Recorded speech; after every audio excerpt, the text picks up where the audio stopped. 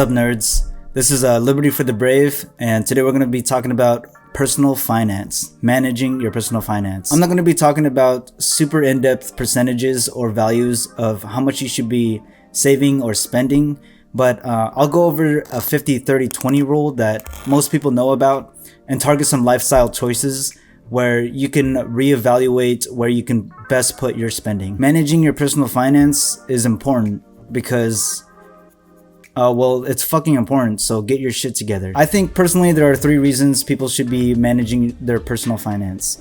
The first one is safety, so that you don't die, right? You meet all your basic needs, which is shelter, food, health insurance, things like that, right?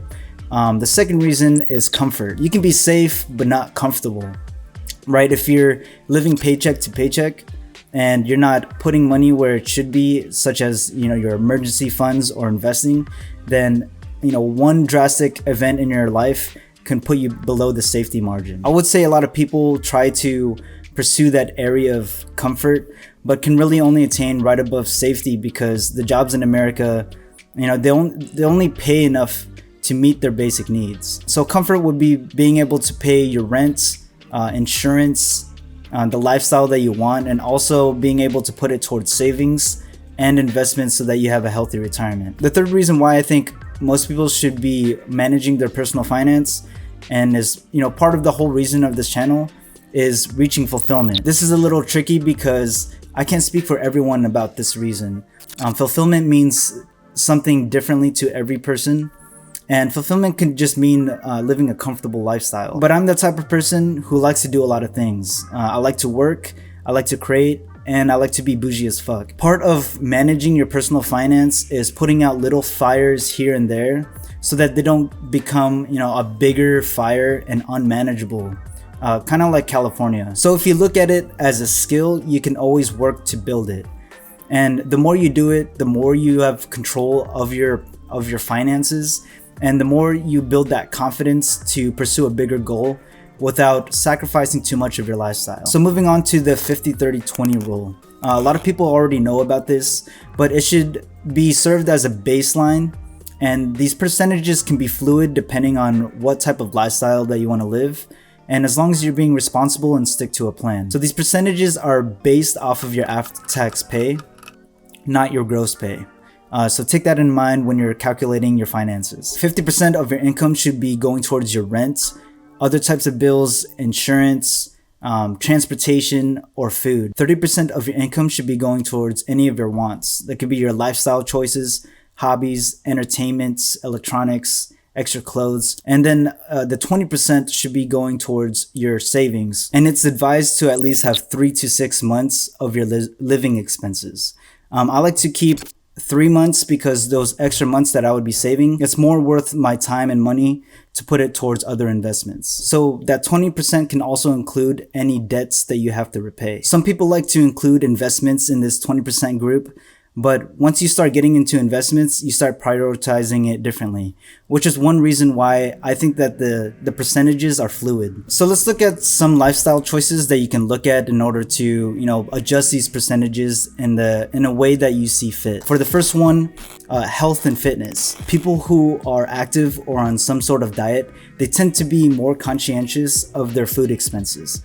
They look at what they're eating and where they're getting their food. The majority of the time, grocery shopping is way less expensive than ordering food or eating out. I was super guilty of using Grubhub or Uber Eats in the military, and I kind of balanced it out with eating on the ship as much as possible, but not really, just because of how expensive the service fees can be for these type of services. But trading a little of my overall health and money for convenience is a lifestyle choice. I'm not shitting on anyone who does this because I'm still guilty of ordering food or going out to eat, but I can do it because I have good genes and I'm really good with my personal finance. If you want a decent middle ground with all this, you can look at meal box subscription services like HelloFresh, Home Chef, Freshly. They deliver prepackaged meals that are customizable to you.